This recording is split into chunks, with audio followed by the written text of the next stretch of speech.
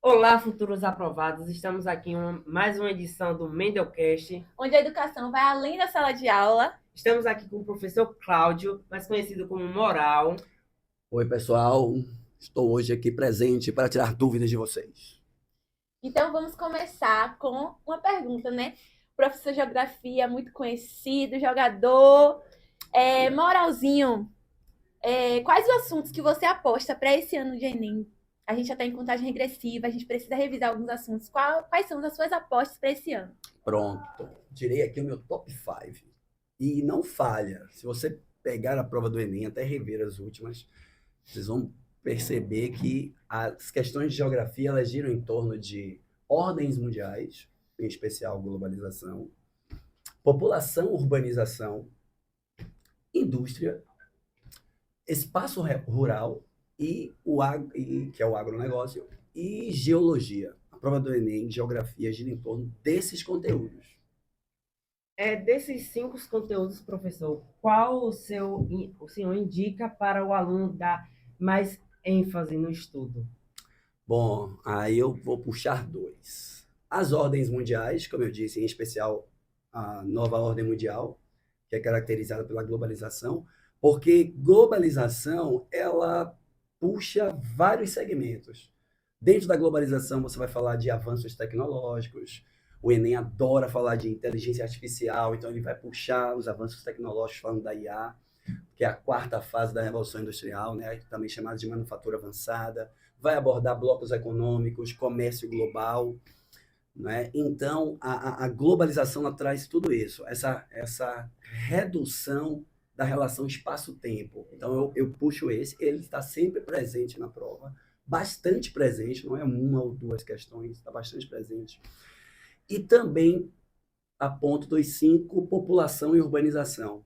Porque em urbanização também puxa outros conteúdos. Não é? O processo desordenado das cidades, né? O crescimento desordenado, sem planejamento. Então você tem os problemas urbanos, você tem problemas ambientais urbanos, como inversão térmica, ilha de calor, chuva ácida, a questão do resíduo, a ocupação desordenada do solo, aí você tem impacto no solo, você compromete o ciclo hidrológico quando você urbaniza. Então, dos 5, eu aponto esses 2, a globalização e o processo de urbanização.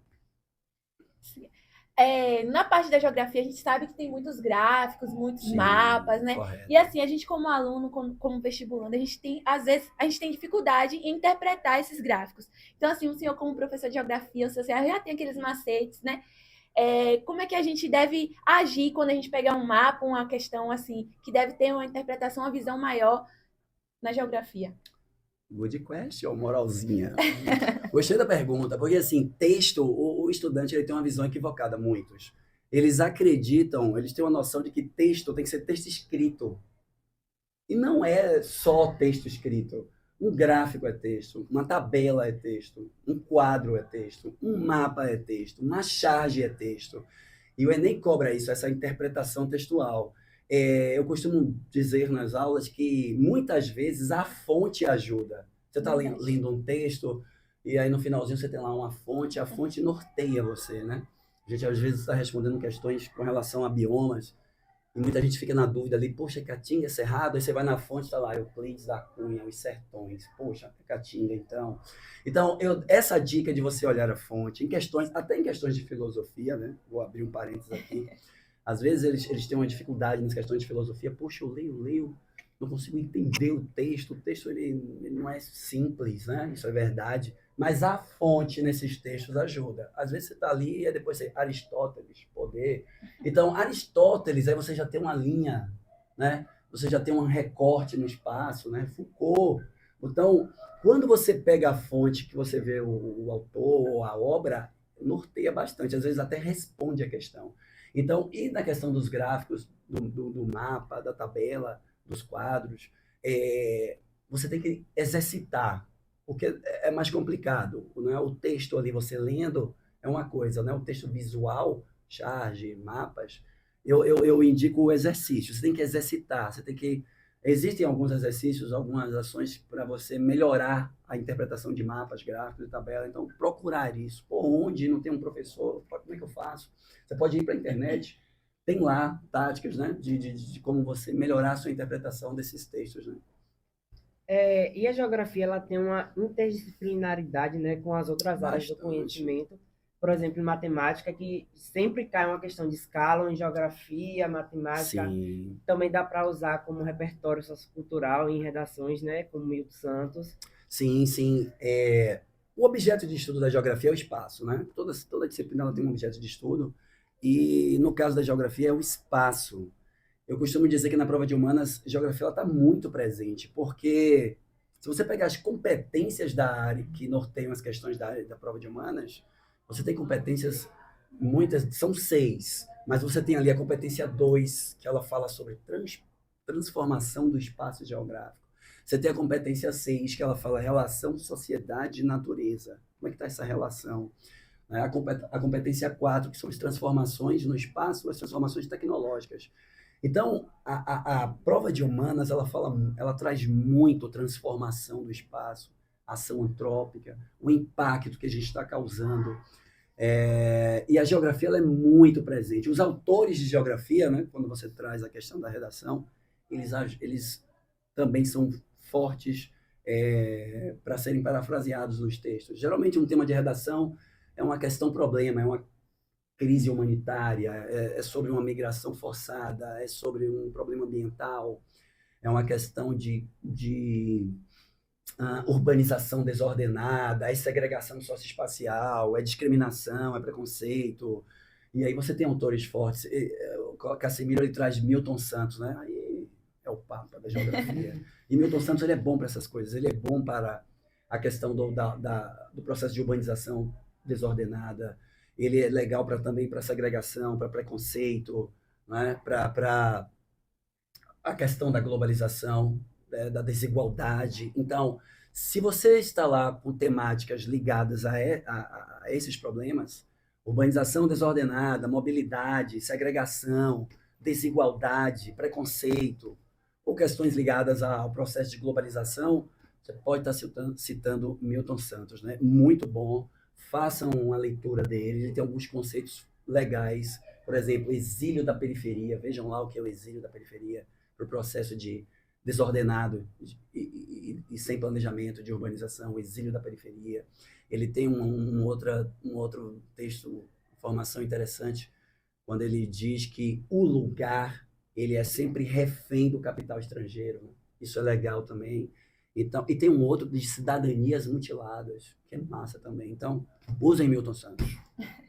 Moralzinho, além das questões ambientais, né, que a gente vê que cai bastante na prova, tem a geopolítica. E assim, a gente tem várias guerras, conflitos, e atualmente está acontecendo muita coisa, né, no mundo, Correto. ao redor da gente, e a gente, como estudante, a gente precisa estar informado. Você acha que as apostas, né, desse ano, que caia na prova, que a gente precise, se a gente não saiba de algum conflito, alguma guerra, que a gente precisa estar sabendo, para antes da prova a gente dar uma lidinha, dar aquela pesquisada? Pronto, interessante a pergunta. Eu acredito que sim, que os conflitos eles serão cobrados, né? Não tem como não cobrar. É a competência 3 da área de humanas, é a competência dos movimentos sociais e da geopolítica dos conflitos internacionais. Então, reacende, né? Agora todo mundo está acompanhando nos jornais, nos noticiários, a Israel-Palestina. Então, e 7 de outubro de 2023, ano passado, o Hamas atacou Israel. Já tem um ano, fez um ano agora, né, em outubro. Provavelmente esse conflito Israel-Palestina. Tem 3 grupos terroristas. Terrorismo é um conteúdo. Ele faz parte do conteúdo que eles estão mais em evidências, que é o Hamas, porque está travando esse conflito com Israel. Lembrando que o conflito é Israel-Hamas, não é Israel-Palestina. Não é a nação, o país inteiro contra Israel. É o Hamas, um grupo extremista. Então, tem esse conflito, Israel-Hamas. Tem um outro grupo também, que é o Hezbollah, um grupo libanês, né? O Líbano faz fronteira com Israel ao norte. Recentemente tem atacado Israel. Então, essa questão do Oriente Médio, mais estreita a Israel-Palestina. Tem um outro grupo terrorista que é o Talibã, não nesse segmento de Israel, mas um grupo do Afeganistão que reassumiu o controle de lá.